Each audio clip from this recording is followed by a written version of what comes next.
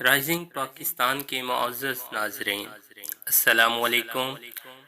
اللہ تعالیٰ کا شکر ہے کہ اللہ نے ہمیں ایمان کی دولت سے نوازا اور مسلمان پیدا کیا۔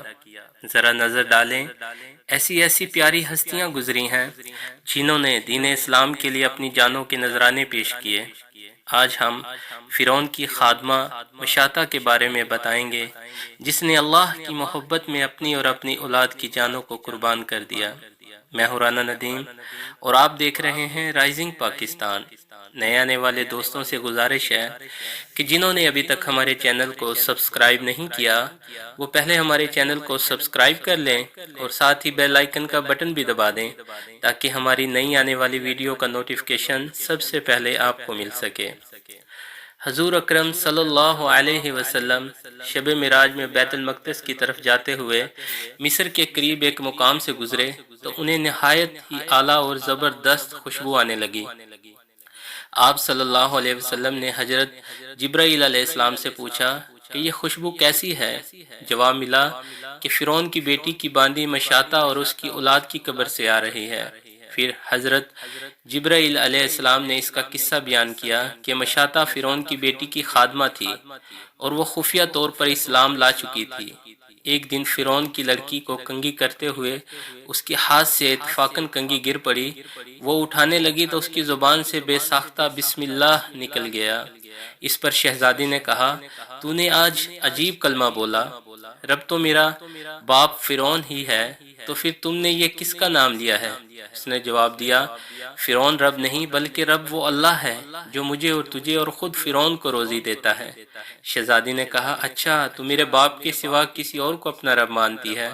اس نے جواب دیا، ہاں، میرا اور تیرا اور تیرے باپ کا سب کا رب اللہ تعالیٰ ہی ہے۔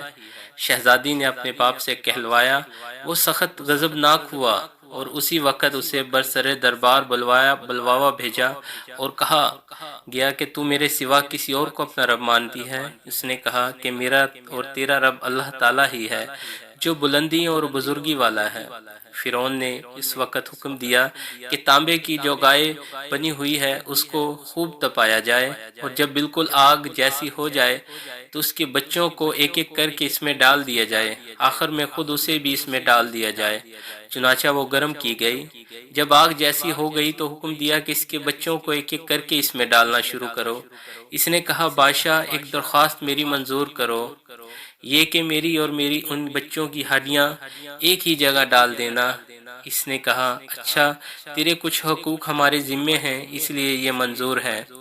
اس کی دونوں بچیاں اس کی آنکھوں کے سامنے اس میں ڈال دی گئیں اور وہ فوراً جل کر راکھ ہو گئیں۔ پھر سب سے چھوٹے کی باری آئی جو ماں کی چھاتی سے لگا ہوا دودھ پی رہا تھا۔ فرعون کے سپاہیوں نے اسے گھسیٹا، اس نے ایک بندی کی آنکھوں تلے اندھیرا چھا گیا۔ اللہ تعالیٰ نے اس کے بچے کو اسی وقت زبان دی اور اس نے بآواز بلند کہا، اماں جان افسوس نہ کرو، اماں جان ذرا بس پیش نہ کرو، حق پر جان دینا ہی سب سے بڑی نیکی ہے۔ چنانچہ انہیں صبر آ گیا، اس بچے کو بھی آگ میں ڈال دیا گیا اور آخر میں ان کی ماں کو بھی اس آگ میں جلا کر مار دیا۔ یہ خوشبو مہکتی اس کی جنتی محل سے آ رہی ہے۔ سبحان اللہ۔ امید کرتے ہیں دوستو آپ کو ہماری ویڈیو پسند آئی ہوگی۔